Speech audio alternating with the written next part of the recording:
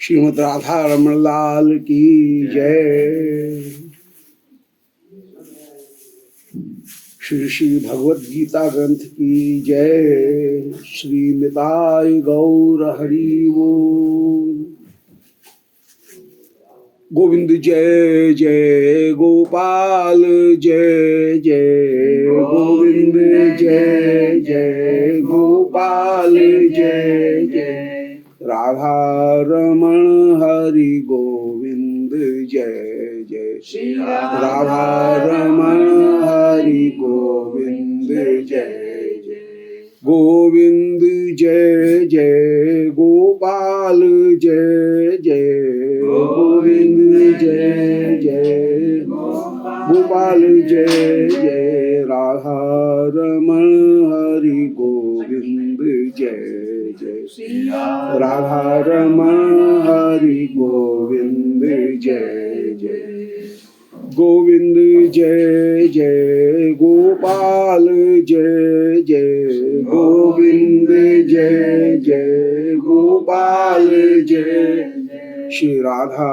रमण हरि गोविंद जय जय राधा रमण हरि गोविंद जय जय। बोलो वृंदावन बिहारी लाल की जय। ओम नमो भगवते पुराण पुरुषोत्तमाय। ओम जयति पराशर सूनु सत्यवती हृदय नंदनो व्यासो यस्यास्य कमलगल्तम वाग्मयमृतं जगत्पेवती नारायणं नमस्कृत्य नरं चैव नरोत्तमं देवीं सरस्वतीं व्यासं ततो जयमुदीरयेत्। वन्देऽहं श्रीगुरोः श्रीयुतपदकमलं श्रीगुरून् वैष्णवांश्च श्रीरूपं साग्रजातं सहगण रघुनाथान्वितं तं सजीवं साद्वैतं सावधूतं परिजन सहितं श्री कृष्ण चैतन्य देवं श्री राधा कृष्ण पादान सहगण ललिता श्री विशाखान्वितांश्च नारायणं नमस्कृत्य नरं चैव नरोत्तमं देवीं सरस्वतीं व्यासं ततो जयमुदीरयेत्। वाञ्छाकल्पतरुभ्यश्च कृपा सिन्धुभ्यैव च पतितानां पावनेभ्यो श्री वैष्णवेभ्यो नमो नमः।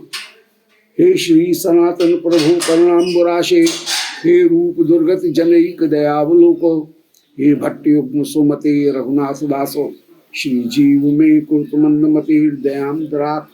बोलो वृंदावन बिहारी लाल की जय।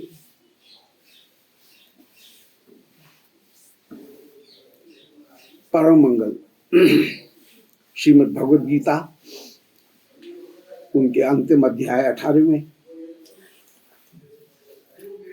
17वें अध्याय में श्री ठाकुर जी ये निरूपण कराए कि 3 प्रकार की श्रद्धाएं हैं। एक श्रद्धा है शास्त्र के अनुसार कार्य करना, दूसरी है केवल अपने शरीर के अनुसार कार्य करना, शरीर की इच्छा। जो आस्तिक हैं वे वेद में पूरा विश्वास रखते हैं। भारतीय दर्शन में ईश्वर में विश्वास रखना आस्तिक की परिभाषा नहीं है। वेद में विश्वास रखना यह आस्तिक की परिभाषा है। कुछ दर्शन ऐसे भी हैं जो कि ईश्वर को नहीं मानते हैं, जैसे मीमांसा है वो कर्म को प्रधान करके मानता है। सांख्य जो हैं उसके भी 2 भेद हैं, सेश्वर और निरीश्वर। तो कुछ दर्शन ऐसे हैं जो कि ईश्वर को नहीं मानते परंतु वेद को मानते हैं, इसलिए उनको आस्तिक दर्शन कहा गया। वेद प्रधान है, ईश्वर प्रधान नहीं है। तो आस्तिक वो जो शास्त्र के अनुसार कार्य करते हैं, जैसे कहा गया त्रिविधम नरकस्येदम द्वारम नाशनम आत्मना, के काम क्रोध लोभ ये 3 प्रकार के अपना नाश करने वाले नरक के द्वार हैं। दूसरे नास्तिक जो शास्त्र विधि का त्याग करके अपनी इच्छा के अनुसार कार्य करते हैं, ये दूसरे प्रकार के हुए। तीसरे हैं कि शास्त्र विधि का पालन तो नहीं कर रहे हैं और मन माने जप इत्यादि कर रहे हैं। तो तीन प्रकार की श्रद्धा हो गई। एक है शास्त्र विधि के अनुसार कार्य करने वाला, दूसरा शास्त्र विधि को बिल्कुल नहीं मानना और मन के अनुसार कार्य करने वाले, तीसरे किसी देवता को मान तो रहे हैं परंतु शास्त्र विधि का पालन नहीं कर रहे। ऐसे जो लोग हैं उनको भी दुर्गति की ही प्राप्ति होगी अंत में। माने मन माना आचरण कर रहे हैं, शास्त्र विधि नहीं है, किसी देवता की मांस मदिरा इनके द्वारा पूजा कर रहे हैं, कोई वैदिक मंत्र नहीं है, उनके अपने अपने मंत्र हैं, उल्टी सीधी सेवा कर रहे हैं, परंतु उनकी स्मशान साधना है, उनकी अपनी अपना जो ढंग है उसके हिसाब से भी कार्य कर रहे हैं। तो ऐसे जो लोग हैं वे भी श्रद्धा तो है उनमें परंतु नास्तिक है। उनको अपने धर्म में श्रद्धा है परंतु वे नास्तिक होकर के विराजमान है। किसी की योगिनी में श्रद्धा है, किसी की किसी भूत प्रेत में श्रद्धा है और उसको सिद्ध कर रहे हैं, उसके हिसाब से कार्य कर रहे हैं। तो तीन प्रकार के जन हो गए। एक वेद का पालन करने वाले, ब्रह्म तत्व का स्मरण करने वाले, ये हैं शास्त्रानुसारी। दूसरे हैं शास्त्र को नहीं मानने वाले और मन माना आचरण करने वाले, वे हो गए कामचारी। खाओ पियो मौज करो बस, ये उनकी दृष्टि, कोई शास्त्र वास्त्र कुछ नहीं। और तीसरे जो हैं वो किसी देवता, काल्पनिक देवता के प्रति तो उनकी श्रद्धा है परंतु शास्त्र विधि का कोई आचरण नहीं है। अशास्त्र विधि से वे उनका आचरण करते हुए विराजमान हो रहे हैं। ऐसे जो लोग हैं उनको भी अंत में नरक की प्राप्ति होगी। तो जो शास्त्र विधि है और श्रद्धावान हैं उनको ही भगवत चरणारविंद की प्राप्ति होगी। दूसरे लोगों को, मनमाना आचरण करने वालों को भी नहीं और मनमानी आराधना करने वाली, मनमुखी आराधना करने वालों को भी ठाकुर की प्राप्ति नहीं होगी। और इस अध्याय के 17वें अध्याय के अंत में ठाकुर ने निरूपण किया था कि ओम सत तत्सत, इन तीन शब्दों का उच्चारण करते हुए जितने भी वैदिक कर्म हैं, शास्त्रीय कर्म हैं, श्रद्धा युक्त जो कर्म हैं, माने ब्रह्म में, ईश्वर में श्रद्धा भी है और शास्त्रीय पालन भी है, दोनों चीज जिनमें है, वे ओम तत्सत यह कहते हुए अपने संपूर्ण कर्मों का ठाकुर को समर्पण करते हैं। इनमें कल निरूपण कराए थे ओम तत्सत निर्देशो ब्रह्मण स्मृता ब्रह्मणा तेन वेदाश्च यज्ञाश्च वेता पुरा। ठाकुर जी कह रहे हैं कि ओम तत् और सत, ये तीन ब्रह्म के नाम हैं। ओम भी उनका नाम है, तत् भी उनका नाम है और सत भी उनका नाम है।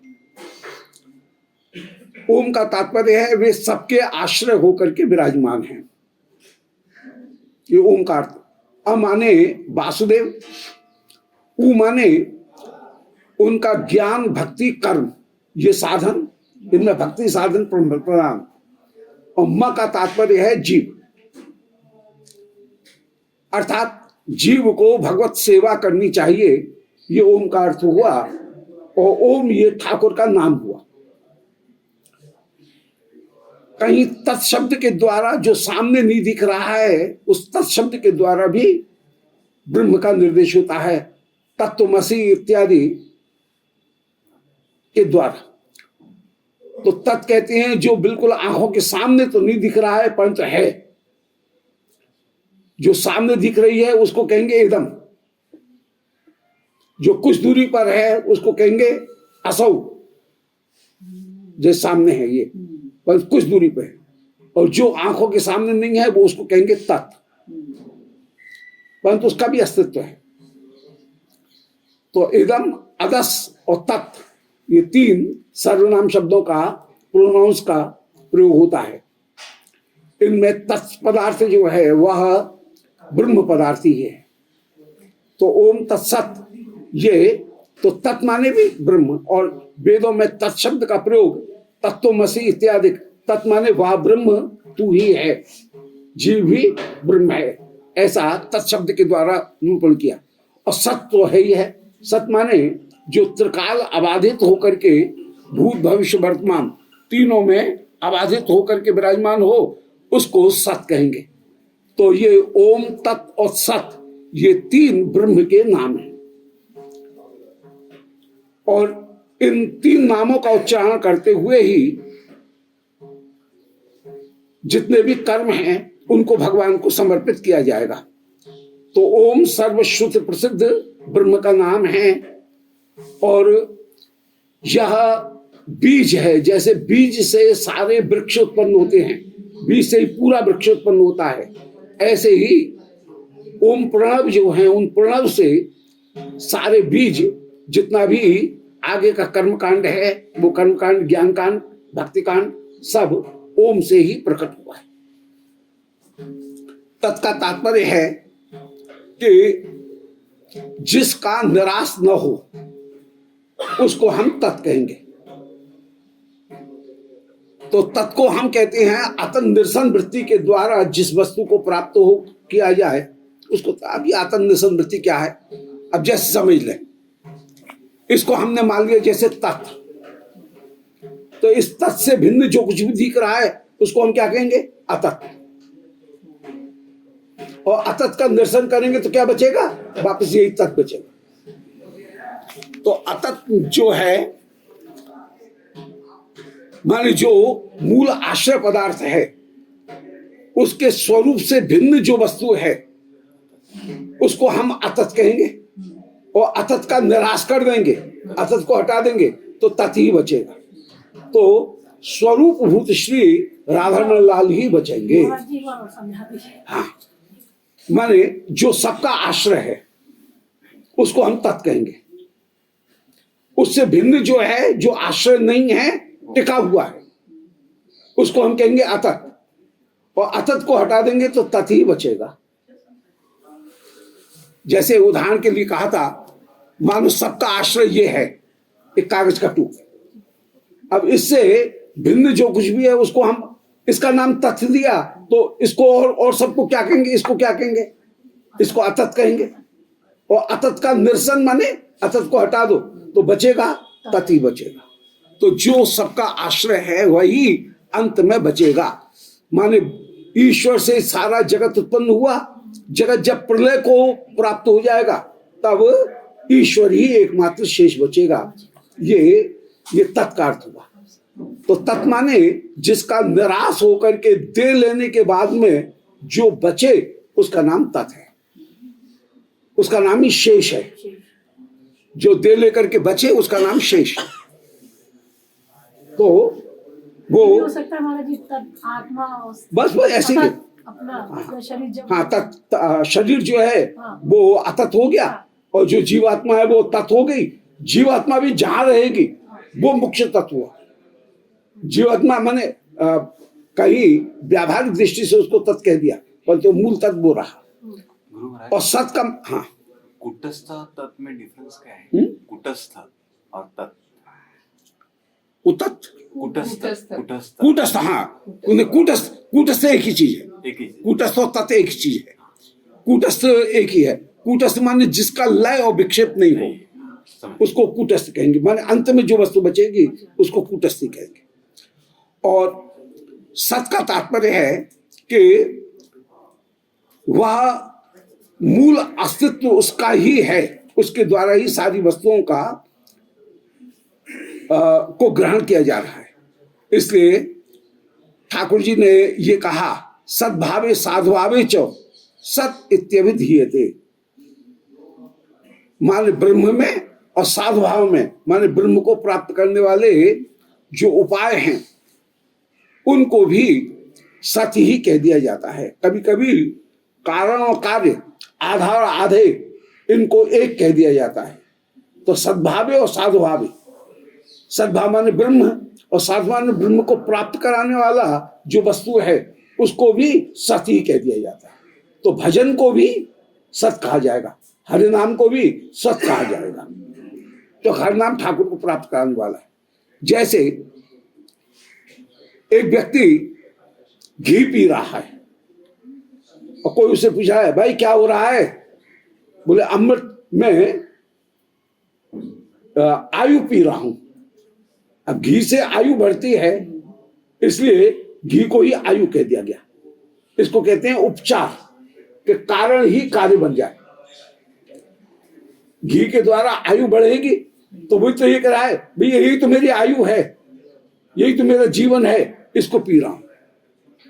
जैसे मंच के ऊपर से कोई कह रहा है और हम कह देते हैं, अभी अभी चेयर ने कहा था। अब चेयर थोड़ी बोलेगी, चेयर पर्सन बोलेगा, चेयर पर जो व्यक्ति बैठा हुआ है वो बोलेगा, परंतु चेयर पर्सन को चेयर कह दिया जाता है। ऐसे ही आधार को आधे कह देना, गुण को गुणी कह देना, कारण को कार्य कह देना, इन दोनों में अभेद कर लेना, इसको उपचार कहते हैं। तो सत की परिभाषा देते हुए ठाकुर जी कह रहे हैं, सद्भावे साधुभावे च सत इत्यभिधीयते। कभी कभी कारण को भी कार्य कह दिया जाता है। जैसे कोई दूध पी रहा है और वो कह रहा है तो भाई जीवन पी रहा हूं, दूध ही तो जीवन है, तो ऐसा कह दिया। पानी जो है वो जीवन है। अब पानी कोई जीवन थोड़ी है, परंतु जल ही जीवन है, ये कह दिया जाता है, क्योंकि वह जीवन का आधार होकर के विराजमान। तो इस प्रकार शास्त्र ये कहते हैं कि परम परम उपास्य रूप में तीनों श्रद्धाओं का वर्णन करते हुए, जो मुख्य श्रद्धा शास्त्र में विश्वास, शास्त्र की विधि, न शास्त्र में विश्वास न शास्त्र की विधि, विश्वास तो है परंतु शास्त्र नहीं है, ये तीन प्रकार की श्रद्धा का निरूपण किया। एक व्यक्ति शास्त्र में श्रद्धा भी रखता है, शास्त्र की विधि का भी पालन करता है, ये हो गई मुख्य श्रद्धा। एक व्यक्ति न शास्त्र में विश्वास रखता है न शास्त्र का पालन कर रहा है, वो हो गया नास्तिक। एक हो गया आस्तिक, एक हो गया नास्तिक। दूसरा हो गया केवल श्रद्धावान परंतु मनमुखी करने वाला, उसका भी असर पतन होगा कि कोई मन माना कोई देवता बना लिया और उस देवता की आराधना कर रहे हैं, और वो भी मनमानी आराधना कर रहे हैं, उसमें कोई शास्त्र विधि नहीं है, उल्टी सीधी आराधना कर रहे हैं। किसी पेड़ को, किसी भी वस्तु को आराध्य बना लिया और उसकी आराधना कर रही है, तो वो मनमुखी आराधना हो गई, वो भी नहीं होगी। होना चाहिए शास्त्र ने जिनका वर्णन किया, जैसे श्री राधा रमण लाल, उनके ही चरण की, श्री मदन मोहन लाल, उनके चरण की ही हम सेवा करते हुए विराजमान। अब अर्जुन ने एक प्रश्न किया 18वें अध्याय में, अंतिम अध्याय में, कि महाराज हो गया, पूरा हो गया। अब ये 18वां अध्याय शुरू कर रहे हैं, ये तो कल का रिपीट कर लेते हैं कि संन्यासस्य महाभावो तत्त्वम् इच्छामि वेदितुम् त्यागस्य च ऋषिकेशम पृथक् केश निषूदन। कि महाराज मुझे आप संन्यास के विषय में और त्याग के विषय में बताओ। त्याग और संन्यास क्या एक चीज है या दो अलग अलग चीज? तो ठाकुर कह रहे हैं नहीं, संन्यास कहेंगे जहां कर्म का स्वरूपतः त्याग हो जाएगा, फिजिकली कर्म का भी त्याग हो जाए, उसको तो हम कहेंगे संन्यास। और जहां कर्म का फिजिकली त्याग नहीं हो रहा है, स्वरूपतः त्याग नहीं हो रहा है, कर्म का केवल कर्म में फल का त्याग हो रहा है, कर्म का त्याग नहीं कर रहे हैं, कर्म में फल का त्याग कर रहे हैं, उसका नाम है त्याग। तो त्याग और संन्यास में यह है कि संन्यास में फल का भी त्याग है और स्वरूप का भी त्याग है। स्वरूप का त्याग हो तो फल का त्याग अपने आप हो जाएगा। स्वरूप का, यदि बंध्या पुत्र को जलाया गया तो पुत्र भी जली जाएगा, जब वही जला दिया गया तो सभी समाप्त हो जाएगा। तो संन्यास में तो एक सन्यासी कर्म का भी त्याग कर देता है, वर्ण आश्रम धर्म श्राद्ध संध्या वंदन इन सब का भी त्याग कर देगा। वो कर्म का स्वरूप तो त्याग कर देगा। अब कर्म का त्याग होगा तो कर्म के त्याग के साथ में फल का त्याग तो अपने आप ही हो जाएगा। परंतु हम लोग जो वैष्णव हैं उनकी स्थिति यह है कि वे कर्म का स्वरूप का त्याग नहीं करते हैं। वर्ण आश्रम धर्म शुद्धि अशुद्धि शास्त्र की जो विधि है उसका हम पालन करते हैं, परंतु हम जो कर्म कर रहे हैं माने संध्या बंधन इत्यादि भी जो कर रहे हैं वो भी ठाकुर की सुख के लिए कर रहे हैं। तो कर्म में फल का त्याग है, कर्म का स्वरूप का त्याग नहीं। फिजिकली कर्म का त्याग नहीं है। बालक का जैसे जन्म हुआ तो उसका कहीं जो जात कर्म संस्कार है, नामकरण संस्कार है, उसका यज्ञोपवीत विवाह, उसके कर्मों को भी कर रहे हैं, परंतु उनमें फल का त्याग करते हुए हम दान यज्ञ भी कर रहे हैं। भाई मकर संक्रांति आई, दान करेंगे। कहीं कथा श्रवण करने के लिए बैठे, कथा की समाप्ति पर जो भी बनेगा पत्र पुष्प कहीं समर्पित करते हैं। तो किसी को बुलाया, कोई ब्राह्मण है उसको बुलाया तो उसको यथासाध्य देंगे, परंतु फल को नहीं चाहेंगे।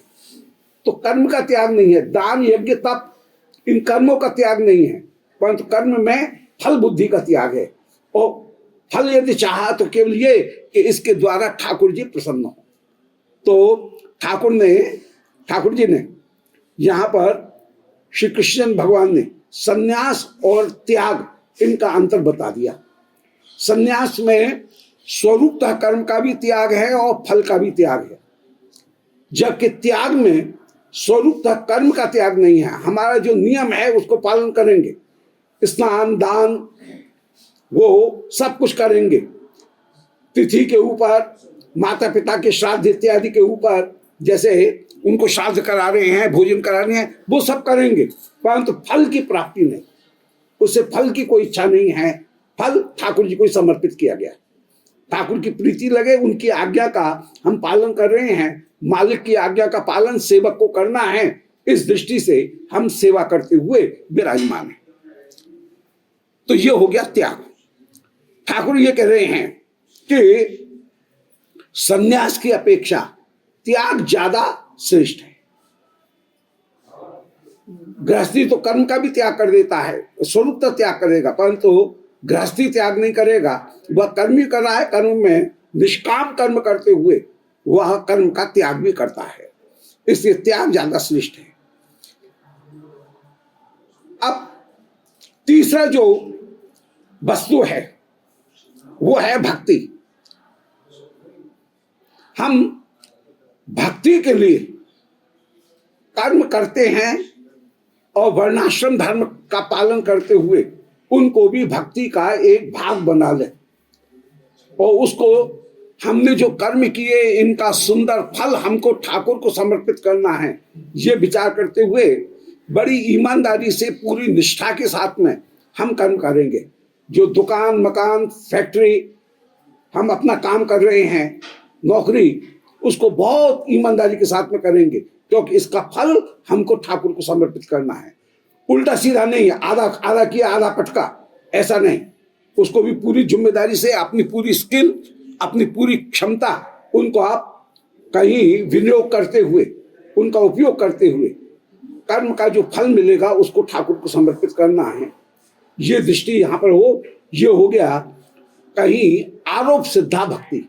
उस समय हमारे जो काम है, हमारा जो कर्म है, वो कर्म भी भक्ति बन जाएगा। तो तीन प्रकार की बात बताई गई। संन्यास में ज्ञानी जन कर्म का स्वरूप भी त्याग करेंगे, फल का भी त्याग करेंगे। जो दूसरे प्रकार के जन्म हैं वे कर्म में फल का त्याग करेंगे, ठाकुर की आज्ञा पालन मानते हुए कर्म करेंगे। और तीसरे प्रकार के जन हैं वे समर्पित होकर के, क्योंकि इस कर्म का फल मुझे ठाकुर को समर्पित करना है, इसलिए अपने कार्य को बहुत ईमानदारी के साथ में वे करेंगे और मुख्य रूप से तो स्वरूप भूत भक्ति करेंगे और कर्म जो हैं उनका भी वे समर्पण करेंगे। कर्म का भी समर्पण करते हुए विराजमान। तो भक्ति तीन प्रकार की हुई। एक भक्ति हुई स्वरूपभूत भक्ति, दूसरी भक्ति हुई मिश्रा भक्ति, कि हमें स्वरूप भी चाहिए, ठाकुर की सेवा भी चाहिए, उसके लिए साधन भी चाहिए। तीसरे प्रकार की भक्ति जो है वो है कि जहां हम भक्ति के द्वारा अपने सुख को चाहें, स्वार्थ को चाहें, तो वो हो गई गौणी भक्ति। भक्ति कर्म के फल भोग को, स्वर्ग को, और ज्ञान के फल मोक्ष को प्रदान करके भक्ति अंतर्धान हो जाएंगी। तो गौणी भक्ति में भक्ति हो जाएंगी गौण, कर्म का फल स्वर्ग और ज्ञान का फल मोक्ष हो जाएगा प्रधान। मिश्रा भक्ति में भक्ति के माध्यम से हम कर्म और ज्ञान इनको भक्ति का अंग बनाएंगे, ठाकुर की सेवा प्रधान, साथ के साथ में कर्म और ज्ञान इनको भी प्राप्त करेंगे। और स्वरूपभूता जो भक्ति है, स्वरूपभूता भक्ति में नवधा भक्ति है, श्रवण कीर्तन स्मरण पाद सेवन अर्चन बंधन दास सच्चा आत्मनिवेदन, इन नौ प्रकार की भक्तियों को करते हुए हम विराजमान हो जाएंगे। तो यहाँ पर ठाकुर ने जो स्वरूपभूत भक्ति है उस स्वरूपभूत भक्ति को ही प्रधान करके माना। अब स्वरूपभूत भक्ति की एक बात विशेष है कि भक्ति कहीं मैले चित्त में भी की जा सकती है। ज्ञान करने के लिए पहले चित्त को शुद्ध करो, तब जाकर के ज्ञान का उदय होगा। कर्म करने के लिए भी पहले भूत शुद्धि करो, जितने भी पदार्थ हैं उनकी शुद्धि करो, तब जाकर के कर्म होगा। यज्ञ के लिए यज्ञ की जितनी भी सामग्री है वो सबको शुद्ध करेंगे, जो षटपात्र हैं उनका मार्जन करेंगे, अग्नि स्थापन करेंगे, तो वहां पर भी भूत शुद्धि, भूत माने यज्ञ में आने वाले जितने भी वस्तुएं हैं उनकी शुद्धि पहले की जाएगी। परंतु भक्ति के लिए ये अनिवार्य नहीं है। भक्ति मलिन चित्त में भी की जा सकती है।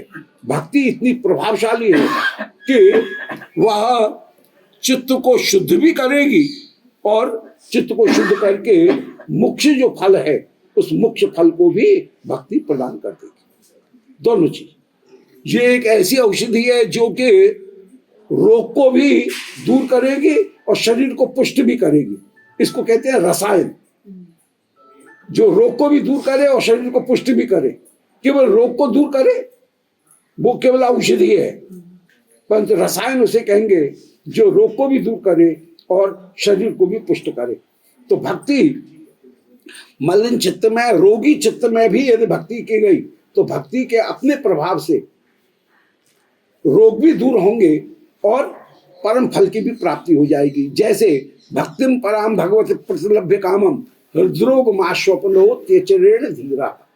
हृदय में रोग हैं, कामना वासना है, परंतु यदि रासपंचाध्याय का श्रवण किया जाएगा तो कामना वासना भी दूर होंगी और सेवा सुख भी प्राप्त होगा। तो सेवा सुख रूपी परम फल की प्राप्ति भी होगी और ये भक्ति ही कामना वासना इनको भी दूर करती हुई विराजमान हो जाएगी। तो भक्ति की एक विशेषता बताई कि हृदरोग युक्त जन में भी भक्ति प्रवेश कर सकती है। उसके लिए आवश्यक नहीं है कि पहले शुद्धि करो चित्त की तब भजन होगा, ऐसा नहीं है। भक्ति अपने आप भी कर लेगी। तो एक भक्त भक्ति में कहीं कर्मणा पितृलोकम, कर्म के द्वारा पितृलोक की प्राप्ति होती है ये विचार करके, या जो कर्म करता है उस कर्म का कुछ न कुछ फल तो है ही है, परंतु एक भक्त कर्म को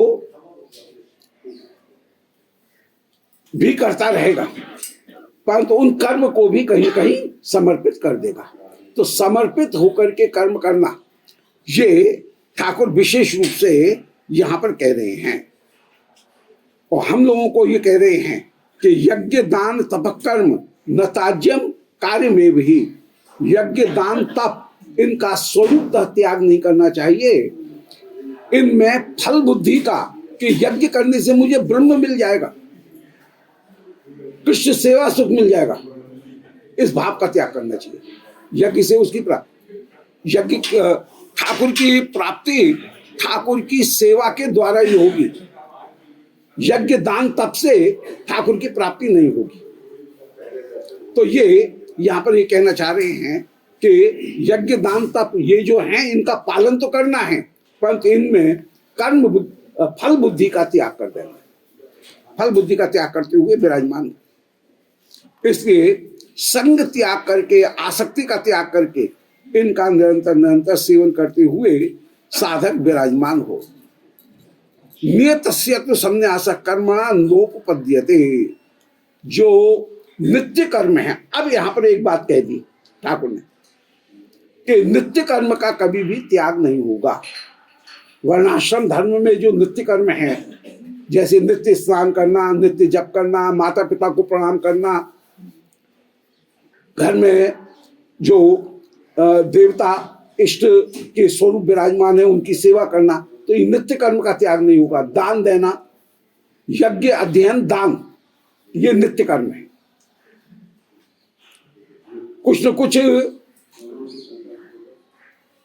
यज्ञ करना, यज्ञ का तात्पर्य है कि हमारे ऊपर जिनका उपकार है, तीन लोगों का उपकार हमारे ऊपर है, माता पिता का, पितरों का, दूसरा हमारे गुरुजनों का, और तीसरा देवता का। इन तीनों के उपकार हमारे ऊपर सदा हैं। तो यज्ञ के द्वारा हम देव ऋषि पितर इनकी तृप्ति करते हुए, इनका पूजन करते हुए नित्य विराजमान होंगे, इनका त्याग नहीं होगा। तो नियतस्य तो संन्यास, नियत कर्म का संन्यास कभी नहीं होगा। क्योंकि हमारे जो कुछ भी प्राप्त है, हम यदि ये कहें क्या जी ये तो मैंने अपने एफर्ट से प्राप्त किया है, मैंने अपना पुरुषार्थ लिया है, मैंने अपना, मेरे अपने एफर्ट हैं, मेरा अपना पुरुषार्थ है, कार्य है, मैंने उससे मैंने प्राप्त किया, गलत। एक मामूली सी सुई बनाने में न जाने कितनी पीढ़ियां लगी होंगी, कितने दिमाग लगे होंगे कि किसी ने किसी लोहे के टूक को घिस करके उसे नोक किया होगा, उसमें छेद किया होगा, तब जाकर के वो सुई बनी होगी। तो हमको जो भी वस्तु प्राप्त है वो हमारी अपनी देन नहीं है, उसके पीछे न जाने कितने गुरुजनों का योगदान है, ईश्वर का योगदान है। ईश्वर ने पहले चीज बनाई होगी,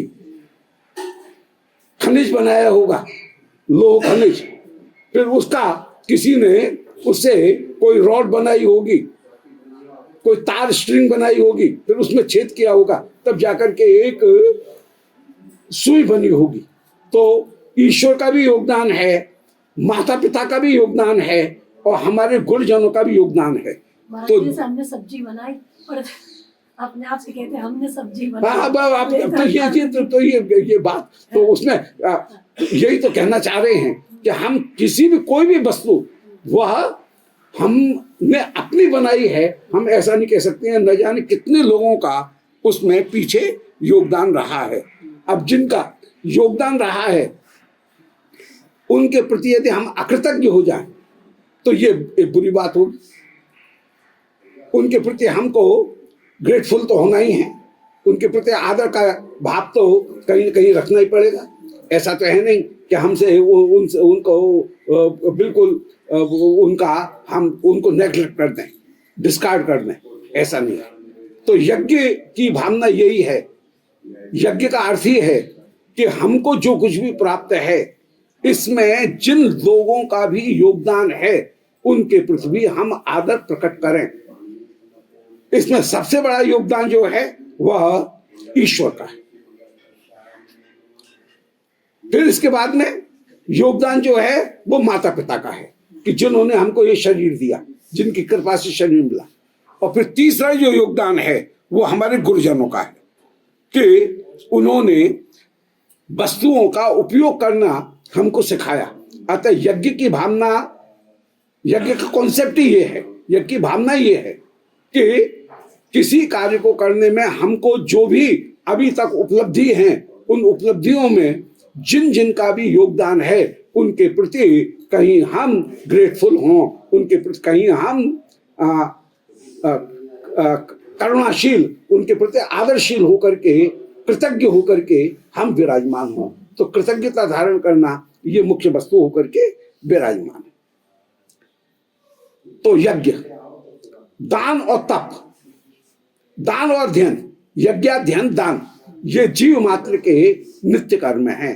तो नियत से तो संन्यासा, न तो दान का हम त्याग कर सकते हैं, हमको दान कुछ न कुछ करना चाहिए नित्य प्रति।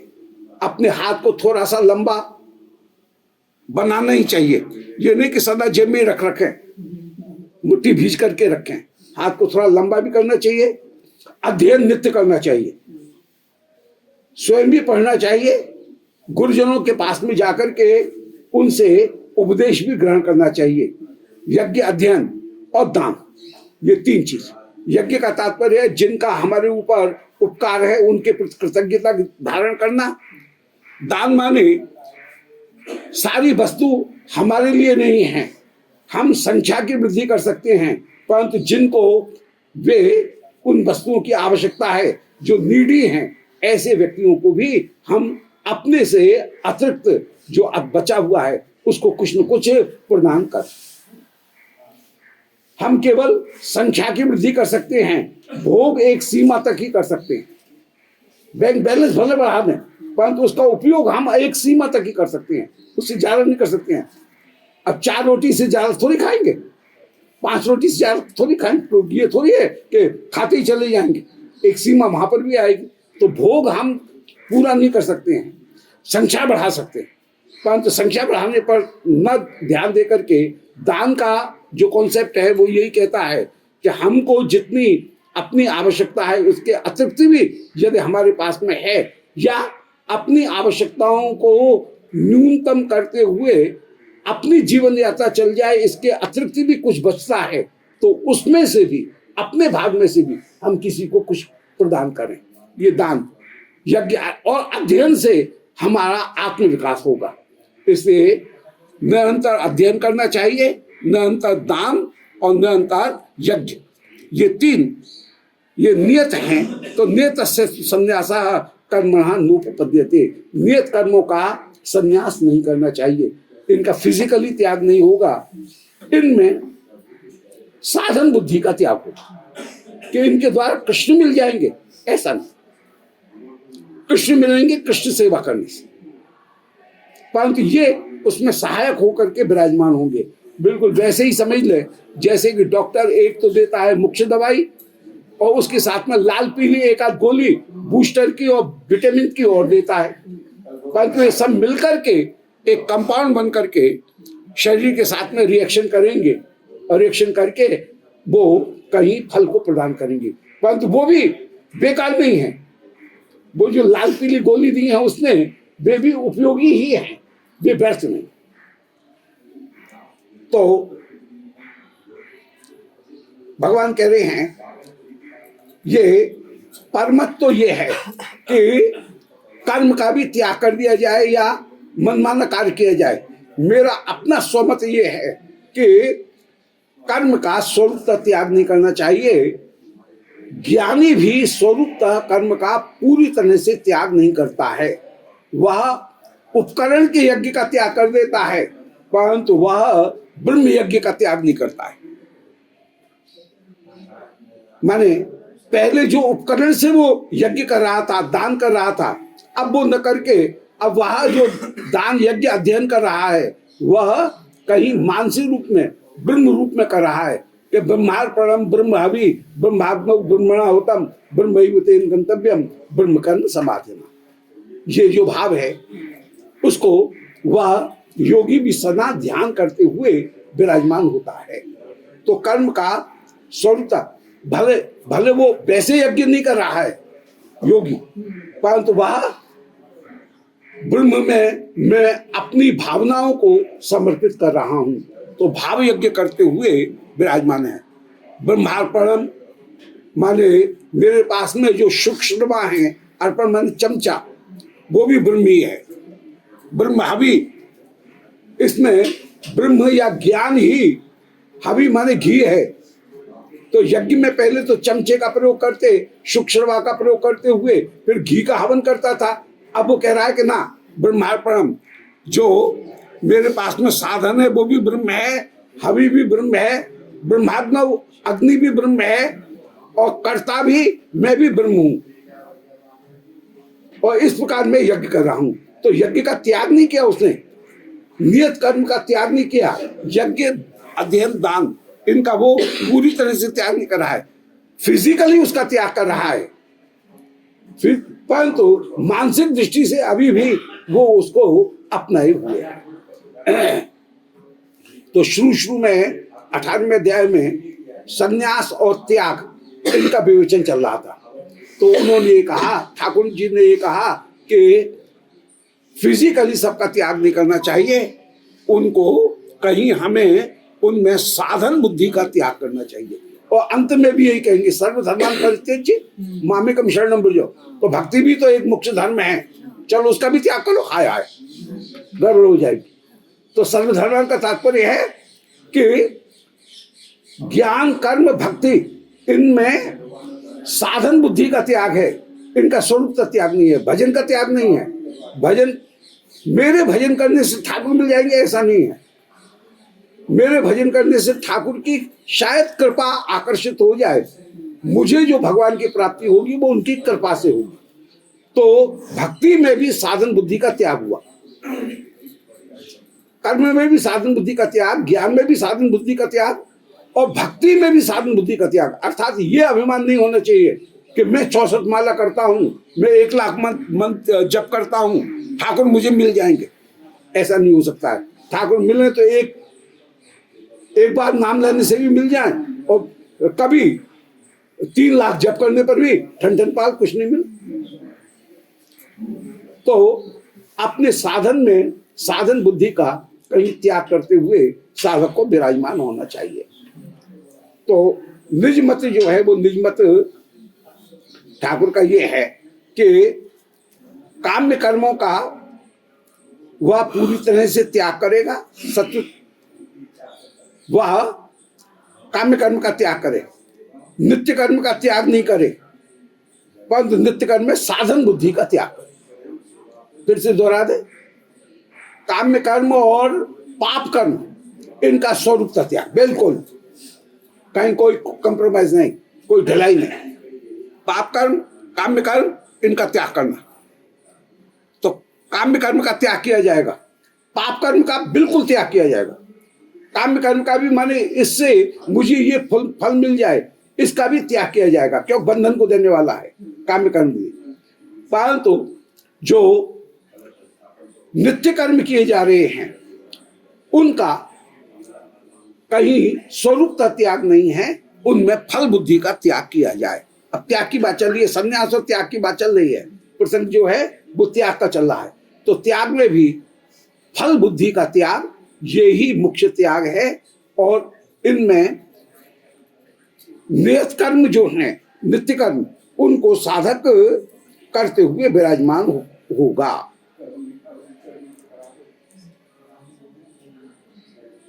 अब नियत कर्म करते समय 3 चीज का उसको ध्यान रखना चाहिए, ज्ञान कर्म और कर्ता, ये तीनों ही सात्विक हैं। सात्विक ज्ञान किसको कहेंगे? माने मैं शुद्ध बुद्ध मुक्त हूं और शरीर अलग वस्तु है, आत्मा अलग वस्तु है, ये देह देही का विभाग, इसका नाम है सात्विक ज्ञान। राजस ज्ञान किसको कहेंगे कि विभिन्न जो वस्तु हैं, अनेक प्रकार के मत, उन सबों का भी ज्ञान और किताबी ज्ञान बहुत ज्यादा, न्याय मीमांसा, इनमें ये कहा गया, इसमें ये कहा गया, इसमें ये कहा गया, वो ज्ञान प्राप्त करना वो उपयोगी है। तो जितना हमें व्याकरण की जरूरत है, जितने हमें न्याय की जरूरत है, जितनी हमें मीमांसा की जरूरत है, उतना तो जरूरी है, वो तो आवश्यक है। परंतु उनमें बहुत उलझ करके केवल अपने आप को नैयायिक पंडित मात्र बना लेना और उसका अभिमान दिखाना, ये राजस ज्ञान। भले शास्त्र पढ़े हैं परंतु शास्त्र का प्रयोग केवल दूसरों के ऊपर प्रभाव डालने के लिए दिखा रहे हैं, अपनी पंडिताई झाड़ने के लिए शास्त्र का प्रयोग कर रहे हैं, उस पंडिताई का अपने लिए प्रयोग नहीं है, तो वो राजस ज्ञान हुआ। तो सात्विक ज्ञान है अपने लिए भी, क्या आत्मा है क्या शरीर है, देह देही का व्यवहार, या अपने लिए भी विचार करना, यह हो गया सात्विक ज्ञान। अपने लिए तो उसका विचार नहीं है परंतु दूसरों को झाड़ने के लिए, जहां जितने भी ये प्रकृति है, ये पुरुष है, इसका विवेचन कर रहे हैं, किताबी ज्ञान को कहीं बता रहे हैं, ये हो गया राजस ज्ञान। और तामस ज्ञान का मतलब है व्यवहार की जितनी भी वस्तु हैं, स्नान भोजन इत्यादि, इनका ही ज्ञान प्राप्त करना, ये हो गया तामस ज्ञान। तो तामस ज्ञान का भी त्याग करना है। पढ़ तो रहे हैं, दिमाग में बहुत कुछ भरा हुआ है परंतु जीवन में नहीं है, वो राजस ज्ञान हो गया। जो कुछ भी पढ़ा है उसको जीवन में भी उतार रहे हैं, यह हो गया सात्विक ज्ञान। तो ज्ञान के तीन भेद हो गए, सात्विक राजस तामस। इसी प्रकार कर्म जो है उसके भी तीन भेद हो जाएंगे। समर्पित होकर के ठाकुर को कर्म समर्पित करना, यह हो गया सात्विक। कर्म करके कर्म का समर्पण कर देना ठाकुर को, यह सात्विक हो गया। राजस जो है वो कर्म किया उसका फल चाहना, यह हो गया राजस। तामस का तात्पर्य है कि किसी को नुकसान पहुंचाना, ऐसे कर्म करना, वो हो गया तामस। तो कर्म के भी तीन स्वरूप हो गए और कर्ता भी तीन प्रकार के। कर्ता में इन्हीं तीन प्रकार के कर्ताओं को निरूपण करने के लिए शास्त्र ने कहीं ये कहा कि जो ब्राह्मण क्षत्रिय वैश्य शूद्र ये जो विभाग किए, इनको भी कहीं कहीं स्वभावतः इनका कर्तृत्व निरूपण किया गया और कहीं स्वभावतः न होकर के विवेक के द्वारा भी कर्तृत्व का। तो स्वभावतः तो ब्राह्मण में सत्वगुण की प्रधानता, फिर रज, फिर तम। क्षत्रिय जो है उसमें सत्वगुण की प्रधानता, फिर तम, फिर रज। वैश्य में रजोगुण की प्रधानता, फिर सत्व, फिर तम। शूद्र में रजोगुण की प्रधानता, फिर तम, फिर सत्व। इस तरह से इन गुणों का कई विभाजन होते हुए ये चार विभाग जो है वो शास्त्रों में कहीं किए गए। तो ये तो स्वभाव के हुए। तो इनके स्वभाव के अतिरिक्त भी जो व्यक्ति को अपना जो साधन है वो साधन करना चाहिए। और अब बुद्धि अबुद्धि इन सबों को उसे कहीं न कहीं ध्यान धारण करना चाहिए। अंत में जो भक्ति है उस भक्ति को प्राप्त करने के लिए साधक का ही कर्तव्य है कि वह जो बुद्धिमान व्यक्ति है, ज्ञानी जो है, उस ज्ञानी के जो आठ गुण हैं, उन 8 गुणों को अपने भीतर अंत में अपनाए। त्याग का ही निरूपण करते हुए अंत में ज्ञान के जो 8 गुण हैं उन 8 गुणों को अपनाए।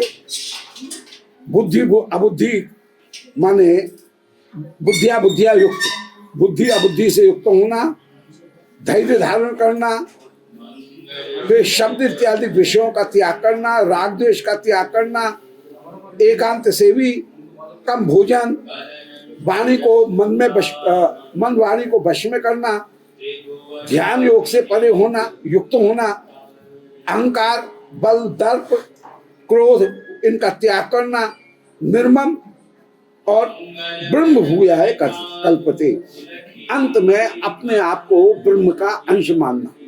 तो ये 8 गुण हैं। पहला गुण है बुद्धिया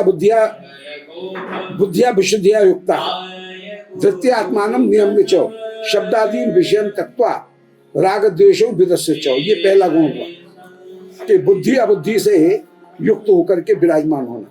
दूसरा एकांत से भी, फिर लघ्वाशी थोड़ा भोजन, चौथा वाणी को वश में करना, पांचवा ध्यान योग माने भगवान का चिंतन, छठा जो है वो है वैराग्य, कहीं धारण करना, ये ध्यान करना कि शरीर भी मेरा नहीं है, एक दिन ये भी समाप्त होने वाला है, शरीर से भी ममता नहीं रखना।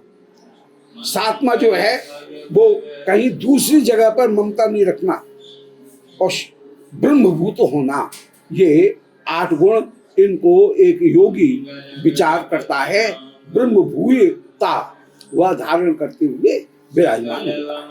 और अब श्री ठाकुर जी अंत में जो शरणागति का जो उपदेश है, वो शरणागति का उपदेश गीता के अंत में, इस अध्याय के अंत में प्रदान करेंगे, और कल इस सेवा कर्म को यहाँ विश्राम प्रदान करेंगे। बोल वृंदावन बिहारी लाल की जय। निताय गौर हरि।